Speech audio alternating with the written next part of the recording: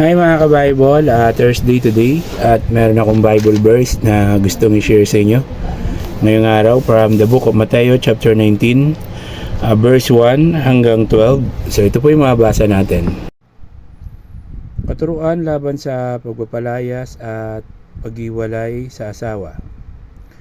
Pagkatapos niyang ipangaral ang mga bagay na ito, umalis si Jesus sa Galilea at nagtungo sa lupain ng Judea sa kabila ng ilog Jordan.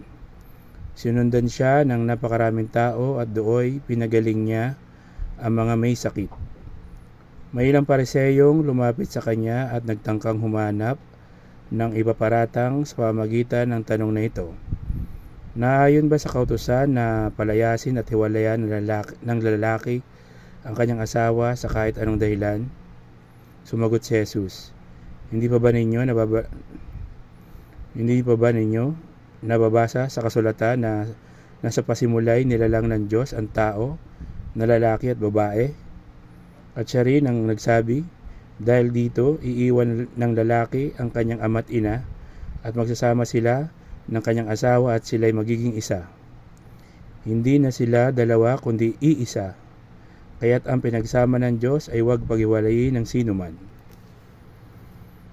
Tinanong siya ng mga Pariseyo kung gayon, bakit iniutos ni Moises na bigyan ng lalaki ang kanyang asawa ng isang kasulatan ng paghihiwalay bago niya palayasin at hiwalayan ito?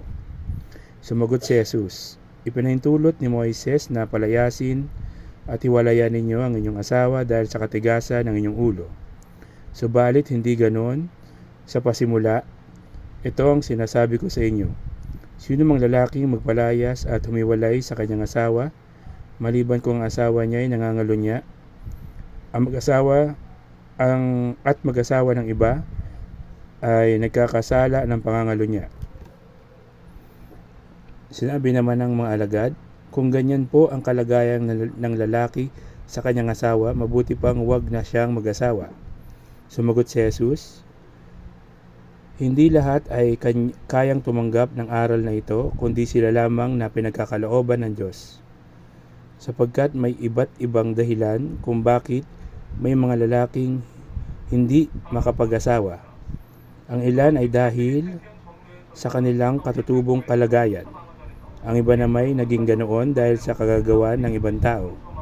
Mayroon namang hindi nag-aasawa alang-alang sa kaharian ng langit. Dapat itong gawin ng taong nakakaunawa sa katuroang ito. So, yan po yung mensahe sa atin ngayong araw ng Matthew chapter 19, verse 1 hanggang 12. So, keep safe, God bless, always remember, Jesus loves you. Bye-bye. Hi mga ka-Bible, Thursday today at meron akong Bible verse na gustong i-share sa inyo ngayong araw from the book of Matthew chapter 19 verse 13 hanggang 15. So ito po yung mabasa natin. Panalangin ni Jesus ang mga bata. Pinanalangin ni Jesus ang mga bata. May nagdala ng mga bata kay Jesus upang ipatong niya sa mga ito ang kanyang kamay at sila'y ipinalangin. Ngunit pinagalitan sila ng mga alagad. Sinabi ni Jesus, hayaan ninyong lumapit sa akin ang mga bata. Huwag ninyo silang pagbawalan sapagkat ang mga katulad nila ang mapapabilang sa kaharian ng langit.